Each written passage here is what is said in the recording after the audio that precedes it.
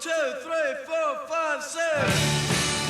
Boston has Evacuation Day and Patriots Day. Western Mass deserves its own holiday. The Fabulous 413 is declaring that April 13th, 413 should officially be 413 Day, a celebration of all things Western Mass. I'm Khalees Smith. And I'm Monty Belmonte. Join us and NEPM at City Space in East Hampton on Sunday, April 13th from 1 to 4 for a free day celebrating where we live. With live music from Aaron McKeown and the Fawns, the Tumble Science podcast for kids, regular guests from our show like the Word Nerd, Mr. Universe, and Professor Power Green, a wine tasting with Tip Top Wine Shop, and food from Thai Chili Food Truck and Crepes Nanu. And our special guest, Lieutenant Governor Kim Driscoll. 413 Day, free and live at City Space East Hampton from 1 to 4 Sunday, April 13th. All for one. And 413. The Fabulous 413 podcast is funded by the UMass 5 College Credit Union, offering Co-op Advantage checking with cash back on all purchases, plus secure debit card controls, all from the UMass 5 mobile banking app. Insured by NCUA, umass5.coop. The Fabulous 413 podcast is funded by Northeast Solar, homegrown in Hatfield, Massachusetts, and providing energy savings for their customers for over 10 years. Learn more at northeast-solar.com. Welcome to the Fabulous 413. I'm Khalees Smith. And I'm Monty Belmonte. And we are digging into what I consider the most grueling and perhaps unappreciated area of the performing arts in an idyllic spot nestled at one of the eastmost points in the Berkshires that's been fostering the art form for nearly a century and home to the oldest dance festival in the country. We have traveled to Beckett, to Jacob's Pillow, where their annual festival, bringing an incredible range of dance to our area, is about to embark. So today, we'll hear about what you can see over the course of the summer on their grounds with producing director Holly Jones. But first, it seems only fitting that we start with the person at the helm of the organization, Executive Director Pamela Tadji. Prior to taking the reins at Jacob's Pillow, Pamela spent a decade as the Director of Development at Long Wharf Theater. She also served as the Director of the Center for the Arts at Wesleyan University, helping to, amongst other things, create the first ever master's degree in performance curation. Tadji was named one of the most influential people in dance today by Dance Magazine in 2017 and is the recipient of the Association of Performing Arts Presenters 2010 William Dawson Award for Programmatic Excellence and Sustained Achievement in Programming. In 2022, she began work at the Pillow in 2016 and spearheaded the creation of Vision 22, a blueprint that enabled Jacob's Pillow to become a year-round center for dance research and development and community engagement. And now to the Pillow and a tour of the theater that is their soon-to-be reopened and reimagined Phoenix.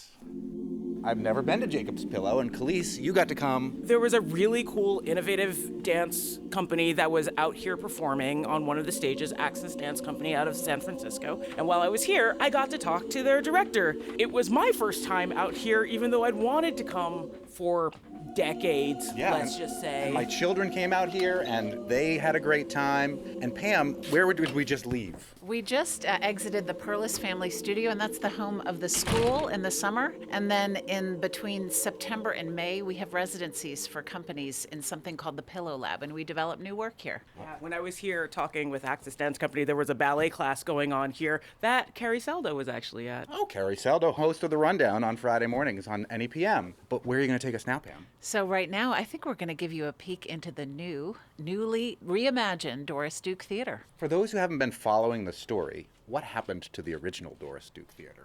Well, in November of 2020, after 30 years of operation and being animated by artists from all over the world, we had a tragic fire here. And in just a few hours, the building burned to the ground. This was in November, mind you. This is after the cancellations for the pandemic. So just a few months later, we had this tragic fire. It was like it was the lowest point in our history.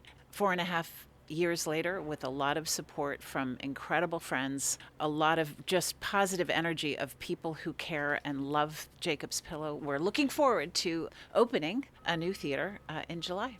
Excellent. And so here it is right in front of us. It's super pretty. It is pretty. Tell us about the inspiration behind this reimagined building. Sure. So what we wanted to do was really not build what we had, but really think about what artists and audiences are going to need for the next many decades. And so we had a lot of input from artists, from audience members, and we made a decision that we would have 4 main priorities. First, that we would really ground this building in the land. both in terms of sustainability, number one, and number two, in terms of our indigenous history here at Jacob's Pillow, really honoring this land and the original stewards of this land, namely the Stockbridge Munsee. Can you talk about the place that the Doris Duke stage has amongst the other stages that you have here at Jacob's Pillow? We've been missing sort of one of the three parts of what makes Jacob's Pillow such an important place in terms of the dance field internationally. We have the Ted Shawn Theater, first theater dedicated to dance, built in America in 1942. We have our outdoor stage, the Lear stage, which overlooks the Berkshire Hills. We needed a place which was more scalable, more experimental. What the Duke allows us to do, it's an intimate 235 seats. It means that emerging artists who can't fill a 600-seat theater can have their start here. It means that we can do work where you really want to be engaged in an intimate way with the performer, with the technology, and you can't do that in a fixed proscenium theater. The Doris Duke Theater, what you'll see when you go in is it's incredibly flexible. It can be configured in any way an artist wants, and both the Shawn and the outdoor stage are fixed proscenium. In other words, they really can't be altered in terms of how they're configured. Well, let's go in. We need a hard hat. I think we'll be. We don't know. We're so far along. We actually will take delivery of the building in May. We will equip it ourselves in anticipation of the July 9th opening. Okay, we're entering through the green room door, which is not green at all right now. It's basically just been sheetrocked, it looks like. That's right. And this is the backstage areas where artists hang out. And now we're entering the main lobby, which will be the primary entrance. These doors, the glass doors, retract, so it's going to be a completely open place. This is where we'll have our pre-show talks, and then let's go into the theater. All right, here are the dudes working on the construction. You hear the humming of vacuums and saws. Every time I walk in here, I just feel this sense of joy and possibility. It is a wood box. Typically, we call these kinds of theaters that are very configurable black boxes, but this is a wood box. The materials are so thoughtful, and when we don't have the drapery and the curtains up, it has windows. So if you're at an early stage of developing a work, you don't have to be in a dark theater every day. You can be in this radiant space. Another thing that's important about the configuration is right here is where the risers will be. So imagine the 200 seats coming down here, a mezzanine that'll hold another 35. When you're sitting here, you can have the doors on either side can open up to the outside. So you could have a company begin their performance outdoors, move indoors, exit outdoors. You can configure this space in the round, in 3/4. It's really supposed to be a play space for artists. The other key feature of this theater, when I go back to one of the foundational pillars, is that we want to be a place that is hospitable to works that exist at the intersection of dance and technology. We are in need in the dance field of places where we can experiment, where we can think about extended reality, how that can give a different kind of an experience to an audience, how it can serve an artistic arc. There will also be remote cameras here, which will enable us to live stream anything from this theater. We can have an artist in the theater collaborate with an artist in another part of the world. What you see in the ceiling is a completely accessible catwalk. The other pillar that is foundational here is accessibility. This is a fully accessible space. In terms of people with physical disabilities, we can have technicians in our booth, and we can have them access certain areas in the catwalk. So there's really no part of this theater that isn't accessible for people with physical disabilities. As somebody who volunteers with a 100-year-old theater, the accessibility of these catwalks and what you could do so easily with the lighting and so much more, I'm super jealous. I know, right? Anytime we have to change any lighting, we have to go on the most precarious ladder you have ever seen in your life. I have video of you trying to move your the screen for your projector on that ladder with like 4 people moving it with you on it, which you're not supposed to do, I'm just saying. I can violate OSHA on my own time. Okay, well. In terms of a festival, we're changing over the space every week. So this is really also for our technicians. It's more humane in terms of labor. They're not going to have to be here till 3 a.m. for changeovers. Or risk their life to change a light. Exactly. In construction mode of the new Doris Duke Theater here at Jacob's Pillow in Beckett. Are the floors the last bit that they'll do? And are there special things you have to do to the floor to make it performance ready? So yes, there is something called a sprung dance floor, which is really important for performance. The floors are already in. They're just covered right now with materials so that you don't mess with them as we, bring equipment in. We're now entering the exhibition space. People who remember the old Doris Duke Theater will remember that there was a very small little entry. It was barely a lobby. The first exhibition this summer is called Dancing the Algorithm, and it's all interactive video works where people will be able to interact with the pieces. It's going to be great for families. You're going to walk up to a screen and you're going to be able to interact with the thing in the screen. It's like Dance Dance Revolution here live at Jacob's Pillow with actual dancers. Can you feel it? Can you feel the rhythm? Let's walk into this lobby here and we'll be able to see outside. We did a request for proposal of artists who are from the Stockbridge-Munsee tribe to design a garden that we could have that has the native plants that have been here since the Stockbridge-Munsee, the Mohicans were here. Right now we're in a warm-up space for the dancers, and we're looking outside. And you're going to be able to see, first of all, it's just, to me, this space has such an incredible view of the forest. You'll see the garden, which will be here, and then beyond it is a fire pit that's being designed by a Nipmuc citizen, Andre Strong Bearheart Gaines Jr. Who's our friend? Oh, great. Excellent. He's been working, at the Pillow on various projects since 2019, and we did a national request for proposal, and Andre won the commission to create the fire pit here. So we will inaugurate both the garden and the fire pit also that first week in July. It's interesting for me because I have such a strong relationship over the years with Double Edge Theater, which has all these training sites and all these different buildings and all these multi-purpose spaces. And now with Okateo, a huge relationship with the Nipmuc people of the land that they are existing on. Andre is part of the Nipmuc people, part of the Okateo. So the fact that the arts are really leaning in to the indigenous history, as well as developing new artists and encouraging contemporary artists to get involved, is super inspirational to me. And Double Edge was there first. I have to acknowledge them. They were very helpful to me as we were seeking to create a relationship with Okateo. And the idea that we have a theater company in the Commonwealth that ceded land to the Nipmuc Nation for Okateo, which is the only indigenous-led organization in Western Massachusetts, is so critically important. Also, I can't stress enough how cool it is to have freedom of space for dance incubation, because so many theaters and so many practice spaces are so limited. So being able to go outside into the garden, just maybe start at the garden or the fire pit and move inside and move your audience with you and be able to play with space in that sort of way, the sky's the limit. What I love is the juxtaposition of dancers working with the land, with the environment, being responsive to it, and develop and advance work at the intersection of dance and technology. We're owning both of those things in this single space. I love it. More to show us in the Doris Duke? I think it smells so nice in here. It does smell nice. I love the smell of a construction site. Do you want to go up to the mezzanine? I would love to. One of the things you'll notice is that the first time at Jacob's Pillow, we are introducing the curve, or a circle. Hold on one second. I missed the staircase. Oh yeah, it's a new building. It's okay that you missed the stairway. Yeah. Before long, you'll be so used to it. It is the newest of buildings. Again, July is when this is opening. We asked every design team to have an Indigenous artist on the team. And McCannu, who's the architect who's based in the Netherlands, invited Jeffrey Gibson, who's a MacArthur Award winner, just represented the U.S. at the Venice Biennale last year.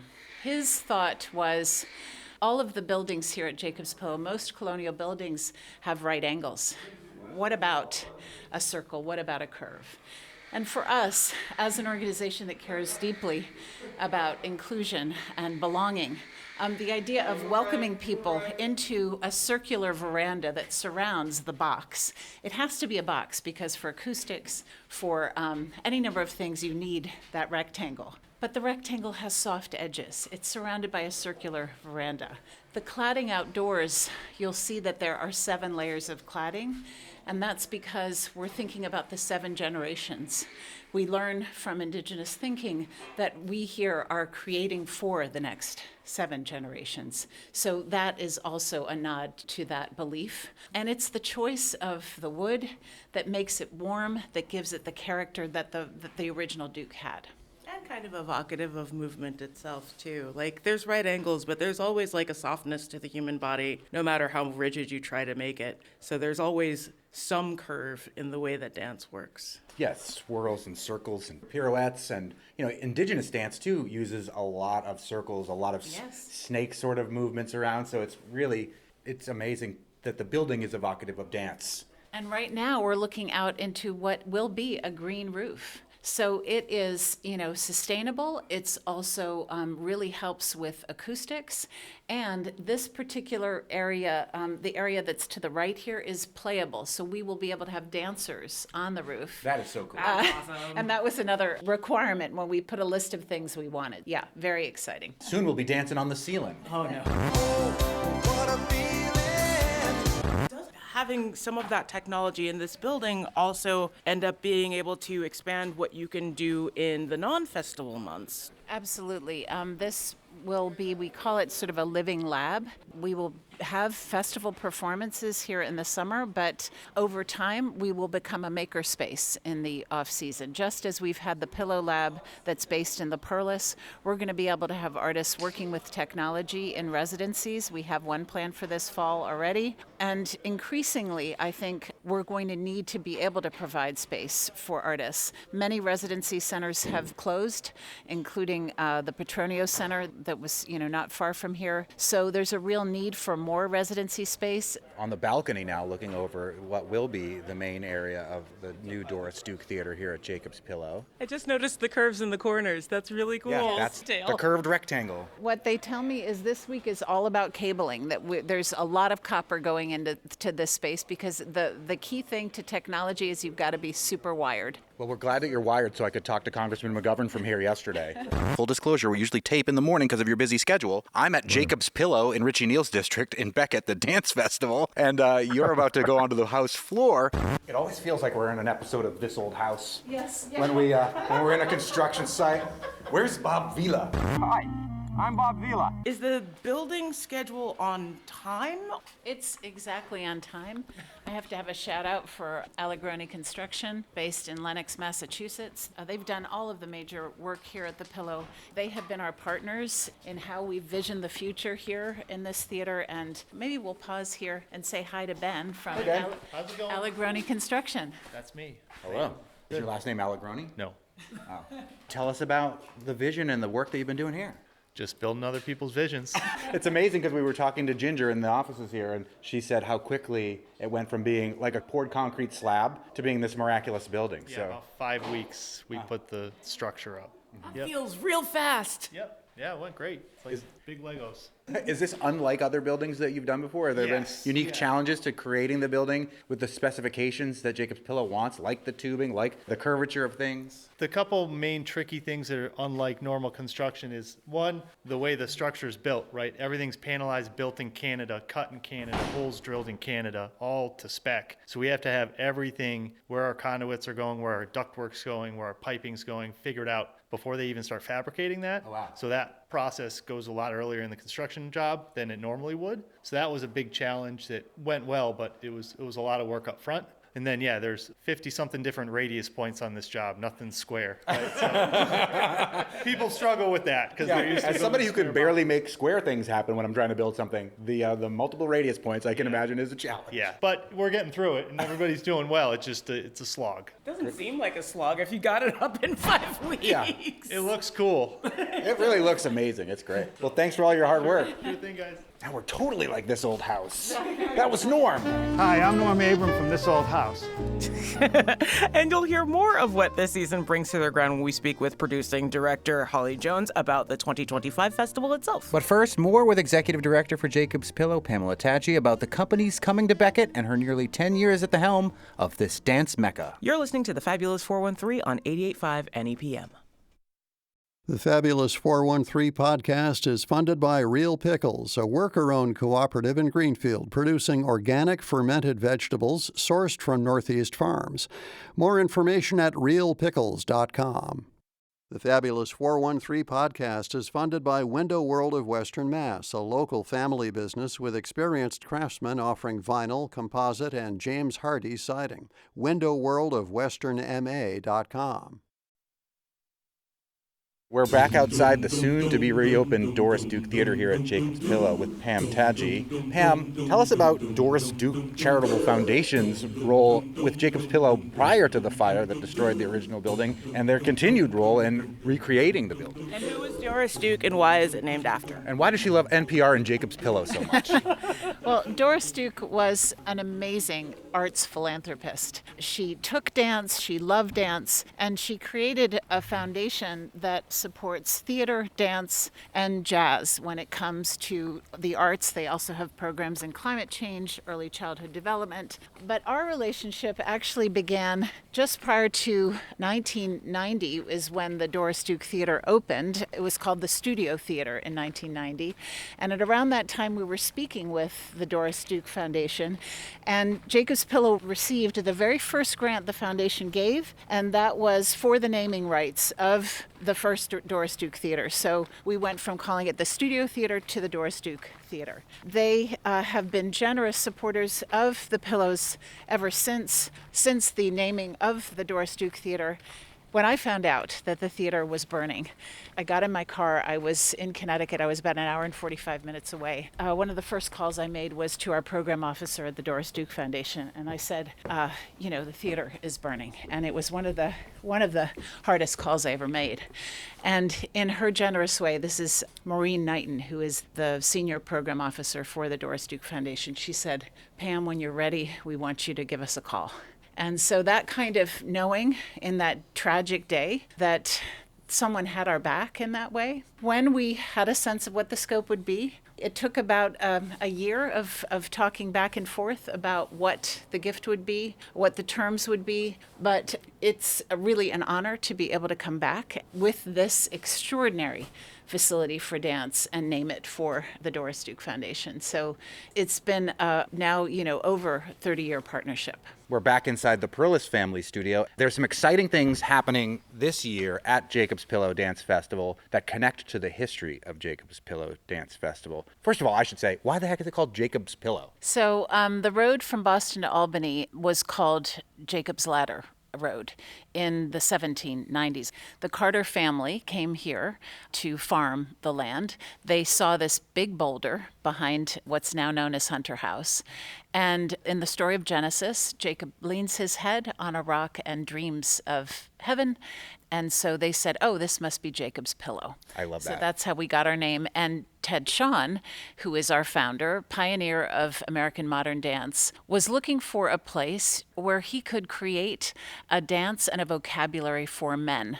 At the time, in the 1930s, men were supports to the prima ballerina, let's say, but there really wasn't an identity that really amplified what men can do. So he needed a place to do this that was outside of New York, that was a refuge, a safe place, and there was a strong percentage of queer men in the company as well, so there was a desire to have that sense of safety.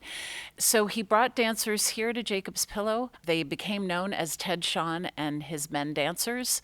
They created a company that toured internationally. The company was founded with physical education majors from Springfield College. He went to Springfield College to identify men who could dance. Springfield College, which still has an incredible athletics program. Every time I watch American Ninja Warrior, somebody from Springfield College is competing on that show. Really? Oh, yeah. American Ninja Warrior. Monty, they also have a dance department. All dance comes back to Kung Fu for me. It's really the same. Nobody wants to hurt anybody with Kung Fu. It's really murder ballet is what I call it all the time. Shaolin shadow boxing and the Wu-Tang sword style. Pamela Tadji, you've been here for almost a decade. What's shifted for you being at the helm of Jacob's Pillow in those 10 years? Well, thank you for asking. It's been a time of huge change. Who could have known, any of us who lead arts organizations, what would await us? So I had, 3 years of programming festivals, and then we had the pandemic, we lost the theater, and the current times, which are really, there's a lot of uncertainty for the arts right now. What if you started calling it Jacob's My Pillow? No, stop it. Hello, I'm Mike Lindell, inventor of My Pillow. You've been making that joke for a week, and I hate it every time. But I was waiting to use it with Pam. No, I have a pillow sticker on my car, and I had someone walk up to me and say, "Is that like my pillow?" And yeah, I'm with you, Khalees. It's not my favorite reference. But anyway, it's been a time of navigating change. But I have to say, when I think of what we've gone through this time because people believe in Jacob's Pillow. For the artists, it is that place where you go to dance heaven. You know, for our audiences, particularly audiences who've been coming here for decades, you know, they care deeply. They're going to support this place, and they supported us through the pandemic, and they have supported the building of this theater. I'm the artistic and executive director here. I had no idea what a facilities job this would be, you know, between having to renovate the Sean, because it was actually the structural integrity was failing of the main stage house. So we had to address that. I think that was the unanticipated adventure that I've been on. But what I can say is that year after year, the dance companies that we bring here continue to astonish, continue to push the envelope of what dance can do. And that's what sort of leads us all through. What can dance do? We had a National Poetry Month broadcast earlier in the week, and some people feel like poetry is inaccessible to them. It's hard to understand. And I think that dance is maybe the parallel in the physical form, where they are uncomfortable themselves to dance, depending on what their cultural background might be. They don't understand interpretive dance or how dance could be interpreted. Ballet seems maybe too highfalutin for them, perhaps. Or ballet, as everybody at Jacob's Pillow calls it, with the emphasis on the first syllable. Ballet. But again, like I'm kind of like a regular dude, but I love all this stuff. And there's been times when it's felt like a barrier to me, until a good friend of mine was like, every time I watch dance, I get moved emotionally to tears. And I thought that was odd. And then the more that I watched dance, the more I found myself falling into that same thing. I'm an easy mark. I cry a lot. But talk about dance's role and relationship, especially now in our society. Some would say that dance is a universal language, that it doesn't require text, that it is the great leveler because everyone can relate to it. So many cultures are born with dance as a part of their expression, how they exist in the world. Dance and music are interrelated. So audiences who come to discover dance here, first of all, audiences should know that we have dance of all types. We have everything from tap to hip hop to ballet to experimental work that investigates. We're going to have 3D hologram dancers on stage with live dancers this summer in the Duke. Crazy. We are born in movement. We begin moving. Children dance. And as we get older, you know, some of us continue dancing, but we are so connected to our brains and what's on the neck up. We don't connect and feel the world with our bodies. And I guarantee you that when you see a human being on stage going from one point to another, you feel that viscerally in your body. You can relate to that. And we know that because any number of studies have been done. There's an incredible study in London that tested people's heartbeats when they watched a performance. Their heartbeats began to beat together because they were all having the same experience.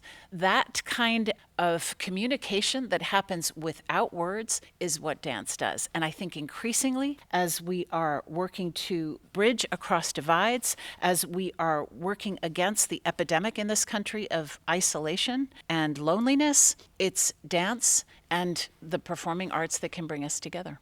Your festival season is ending with Ailey, with the primary company, not Ailey 2. And that's important too, because Ailey's got 2 companies and then a teaching company, a third. But the primary company is coming to close out your season for the first time in a very, very long time. How did that happen, and how does that feel, and what does it mean to the festival to have such a prestigious, such an important to American dance company come to close out your season this year? Well, it's been a dream of mine ever since I started. I just looked at the math, and this summer it will be 62 years since the main company was here. It was a question of timing and resources. Typically, Ailey goes on a major trip to Europe every summer, and so the dates never worked out. The fact that there was a transition in the company in terms of leadership meant that they didn't have as much touring planned, and so we had a window to be able to have them come. We also felt that it was really, really important. First of all, Ailey has incredible history here. Ailey came to dance with the Lester Horton Company in the 1950s. He was a dancer. The next year he returned as the artistic director. He was in his 20s and came in the early days of the company here to Jacob's Pillow. the amazing story is that the piece that they do more in the world is Revelations. And Ailey premiered Revelations in New York, and Ted Sean, our founder, called Ailey and said, I'd love to bring it to the Pillow, but it's too long and it has live music and we won't be able to afford it. So could you consider doing a shorter version with recorded music? And in fact, the Revelations that tours today had its debut here at Jacob's Pillow.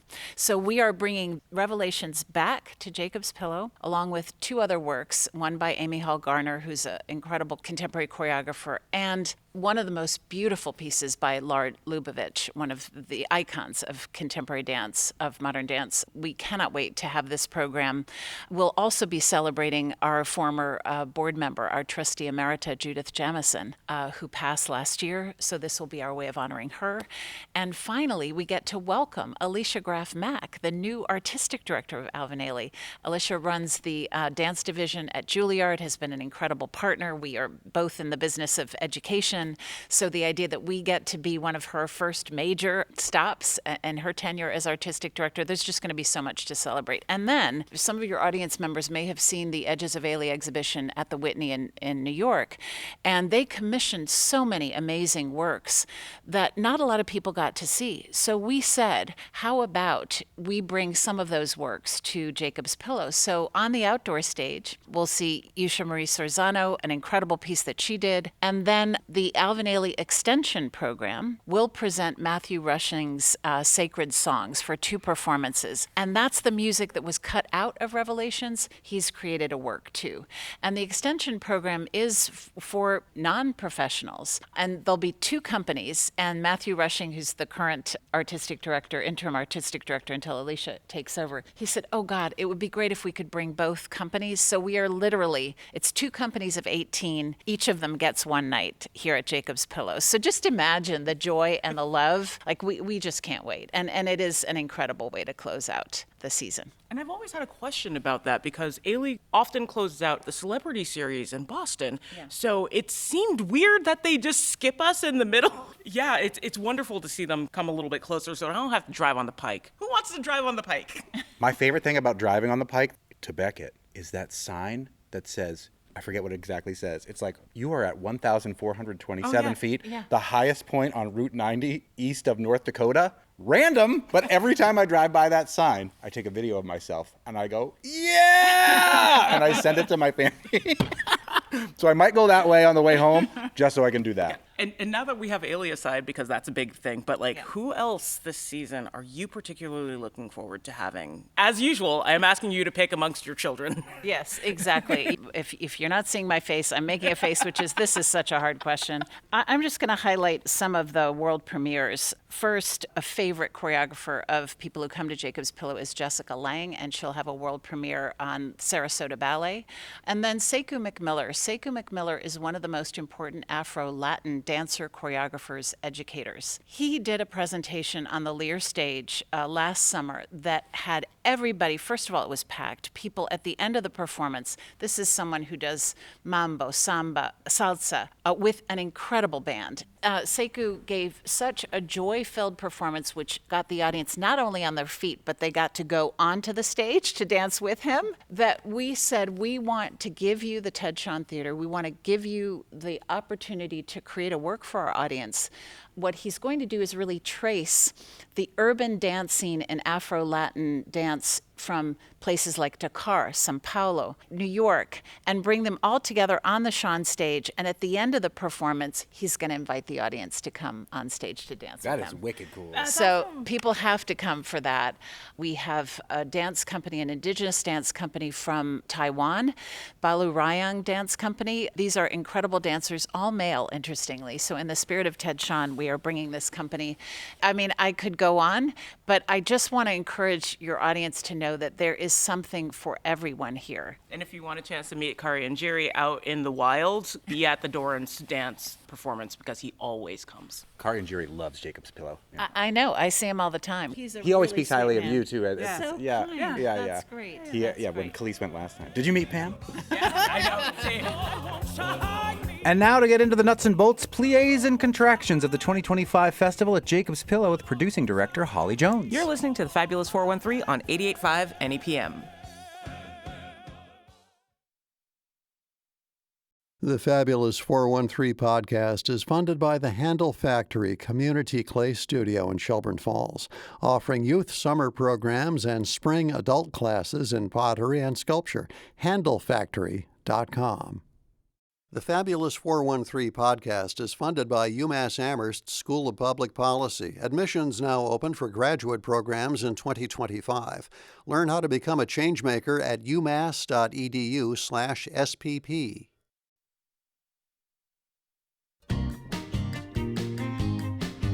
So I am at Jacob's Pillow in Beckett, Massachusetts with Holly Jones, who is the producing director of the festival. We're here to talk about the upcoming festival and all of the really cool things that are going to be happening as a part of it, because there's a bunch of exciting things happening at Jacob's Pillow this year. Thanks for joining me. Thanks so much for having me. Really excited for our conversation. First, let's talk about your history in dance and with the festival itself. How did you come to Jacob's Pillow? This is such a fun question for me to answer because my first introduction to Jacob's Pillow was as a student of the musical theater and jazz program back in 2011. Then I was able to return a couple times as a performer on the Inside Out stage. And full circle moment, about 3 or 4 years ago, I started working here as the producing director. When you joined the staff, what did it change about your perspective of this place, both during the festival and outside of the festival? What changed for me was kind of this remarkable widening of perspective, understanding everything that Jacob's Pillow is and is doing in community year-round, internationally, was really exciting for me to be brought into the fold of. The festival hasn't started yet. I feel like we should mention that. The tickets are about to go on sale, or going on sale today. So as producing director, you're looking over scheduling the performance of like the companies, but also the classes too, and then the community outreach and the whole shebang. I have my hand in a couple of different places, working alongside many esteemed colleagues who make it all happen, but I do help with kind of the organizational calendar and helping to execute and dream of all of the performances, residencies, classes, dance parties, so on and so forth. So what do you take into consideration for each stage that's a part of the festival? Because there's 3 currently, about to be 4 stages on which you can see performances, not including what happens in studio space for classes. What different considerations do you take for bringing companies in to each of those spaces? All 3 of our theaters are very unique in the feel, in the atmosphere, in what you're going to see on stage. I think the genres of dance that you're going to see across all 3 stages is really varied. On the outdoor stage, I even wrote it down this morning that, there are dance companies coming from all over the world that will include genres like hip hop, house, circus, ballet, 3D holographic choreography, hula, swing, ice skating, modern, Afro-Latin, indigenous, classical, contemporary, tap, Irish, jazz, Mexican folkloric, body percussion, ballroom, Cambodian, dancehall, Taiwanese, West African dance and drumming, and more. So there's just like this wild array of dynamic programming that's going to happen across our 3 stages. I really believe there's something for everyone.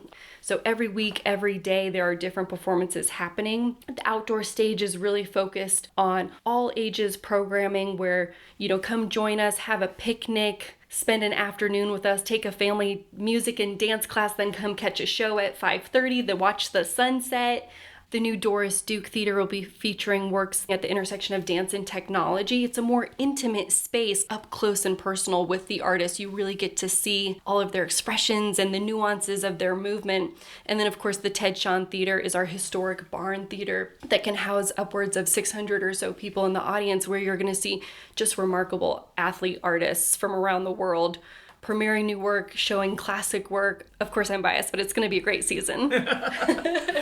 Before we get into what's happening this season, what have been some of your favorite performances from your previous seasons here at Jacob's Pillow, Holly Jones? Oh my gosh, this is a tough question for me because I always ask who your favorite children are. Of course, I want to say I love everything. I'm trying to think of the performances that really stand out to me. One of those from a couple years ago was Una Doherty's Navy Blue performance, which was just so powerful. The end of that piece stayed with me for weeks. Yes, her work is so powerful. We're so lucky to see a lot of premieres here, as well as bringing these remarkable companies that have been around for a while, like Mark Morris and the Martha Graham Dance Company. Of course, I love the companies like Alonzo King's Lines Ballet Company. Kafig was a real highlight for me. The Masters at Work Dance Family on the outdoor stage. There are just so many incredible artists that grace our stages. I feel really lucky to be able to witness their work. And on all of those stages, companies will either perform for one night, 2, 3, 4, 5, 6, 7, 8 performances. So either one performance, you catch them while they're here for one evening, or they're with us for a full week where they're doing evening and matinee performances throughout the week, Wednesday through Sunday. Each stage has a slightly different schedule, which actually allows for our audience to catch maybe 2 shows a night. So we're hoping that, people really come to spend half a day at Jacob's Pillow, a full day at Jacob's Pillow, kind of soaking in all the art making that's happening around here. And whether they're interested in seeing someone who's premiering a work, a mid-career artist, someone really established, there should be opportunity almost every single day to see a range of artistry, which is pretty cool. Talk about the importance of the variety of dance that you have at Jacob's Pillow. If you've done dance, it's almost always ballet and modern jazz and tap. Your companies are doing indigenous dances from all over the world. Just talk about the importance of maintaining that variety each season. Yeah, absolutely. Dance means so much to so many people, and it is so encompassing of all of the different movement styles that we see today, whether that's on TikTok or Instagram or happening in someone's backyard at a family get together. There's this incredible variety of dance. So what we may think of as classically being on the stage or being presented has now really been expanded at Jacob's Pillow to include almost every single type of genre of art form that we can think of to bring here to showcase those artists' work. What you're saying, the importance of the variety is so crucial to what we do here. We might get bored if we only stuck to the core 4 or just 1 or 2 genres. Just the amount of artists that are out there that are doing really incredible work is just vital for us to support. What's the closest dance company that's coming to perform at Jacob's Pillow in this festival season? Yeah, great question. So we have on August 15th what we call our big community day, and that's where we'll feature professional Berkshire-based artists. So people right in this neck of the woods, our neighbors from local towns, about an hour radius. So that's going to be a really fun evening on August 15th. And then we also have a group that does Cambodian dance that are based in Lowell, Massachusetts. So that's not too far from here. That's Angkor Dance, and they'll be here in the middle of the summer too. So, the artists come from very close, they come from very far, and everywhere in between. In the off season, this becomes a space where young and honestly established companies can come and hash out work. And how does choosing those companies differ from what you bring into the festival? How are they sometimes tied? Yeah, so we have what we call our Pillow Lab series, our creative residencies for artists at any stage of their career, mid, emerging, very well-established artists who come through. And it's an invitation for the artists to come to Jacob's Pillow for about 10 days, to be in a creative space where they have housing, they have a food stipend, they have travel provided, so they can really focus on new choreography or movement generation or working with artistic collaborators who maybe don't work together year-round necessarily. Some of them probably do, but it's a special environment where they all get to come together in a bit of an intense way or a different way than just going to a daily rehearsal in the city. It's a little bit of an experiment for us and for them because they're just trying to put something together. There's no required performance outcome. So we asked them to show a little bit about what they're working on during the non-festival months. So our residency program in the non-festival months is really incredible. We work both through application, which anyone can apply to online, as well as the curatorial team getting out there and having those relationships with artists over time so that we can support their creative development work. The fact that Ailey is coming is such a such a cool thing. And those tickets are on sale today. And as we mentioned earlier in the show, it's important to mention this is not Ailey 2. This is primary Ailey coming to close out the festival. What does that mean for you in dance and as a programmer for the festival that they're coming to round you out? It's such an honor to be hosting the Ailey Company. You know, I keep using this term, world-renowned athletes, artists. That's exactly what Ailey is, and that's what they embody.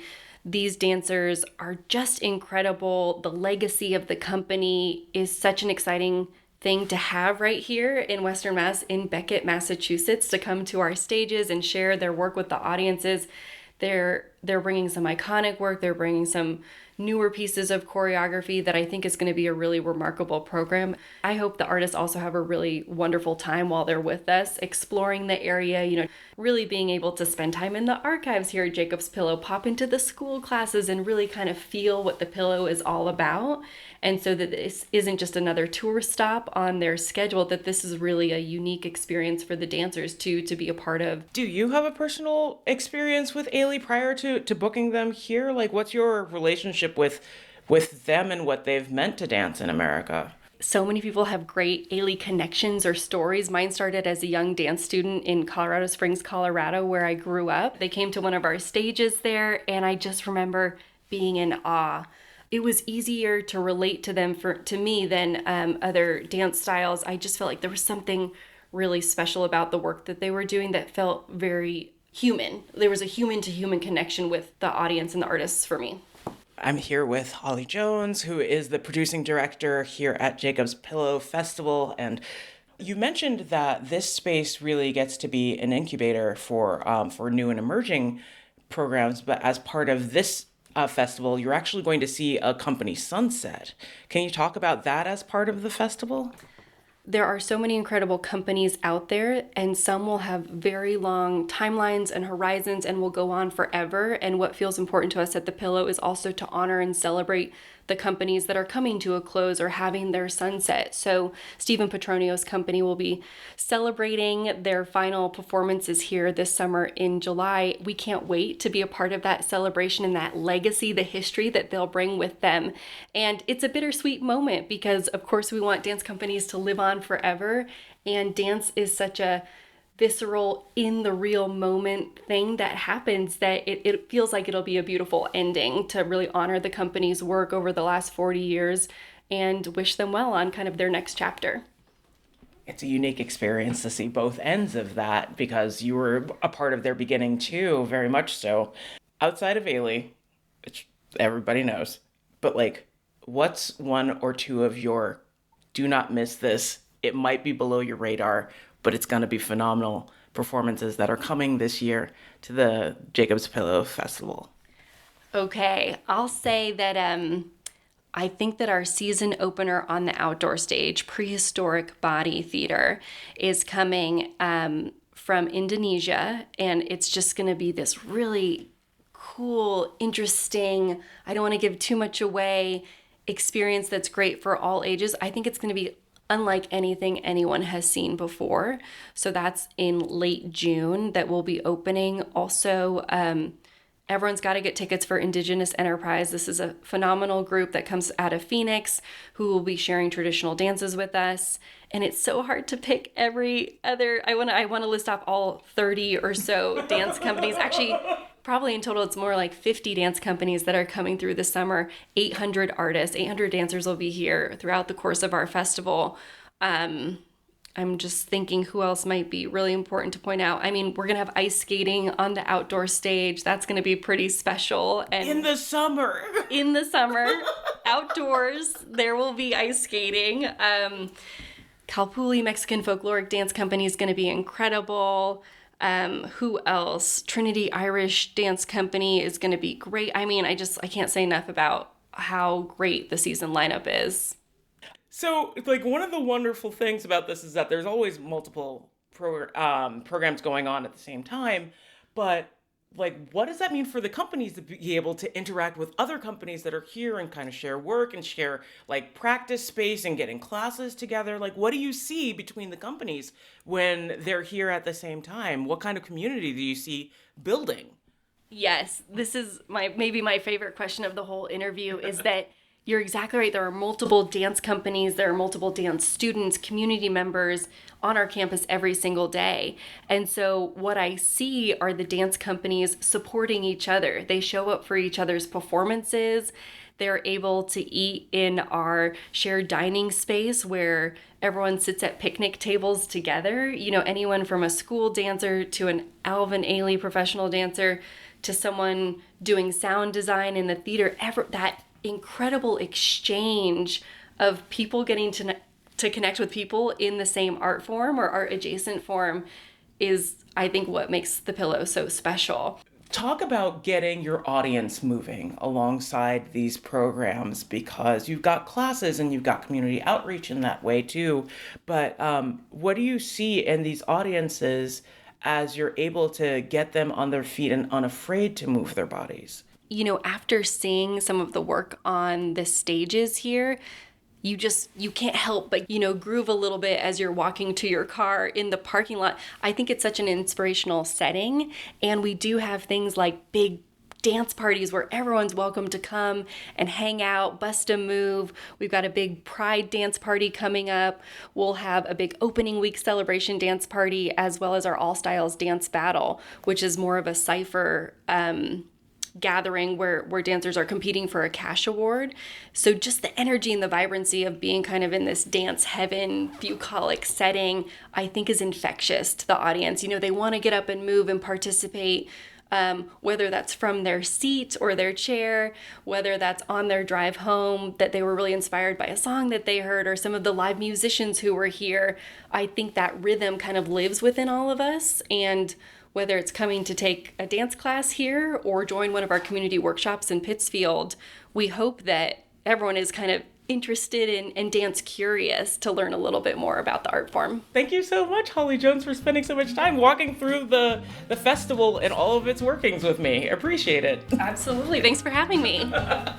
As mentioned, the tickets for the current season have just gone on sale for Ailey and the other companies and classes that'll be in Beckett at Jacob's Pillow this summer for the 2025 festival. Find all the information at jacobspillow.org. And thanks again to both Holly Jones and Pamela Taji for taking time with us. You're listening to the Fabulous 413 on 88.5 NEPM.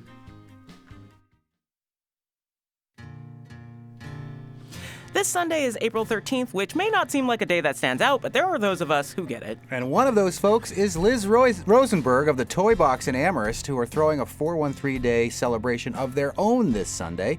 We'll hear about what and how they're going to celebrate in their store.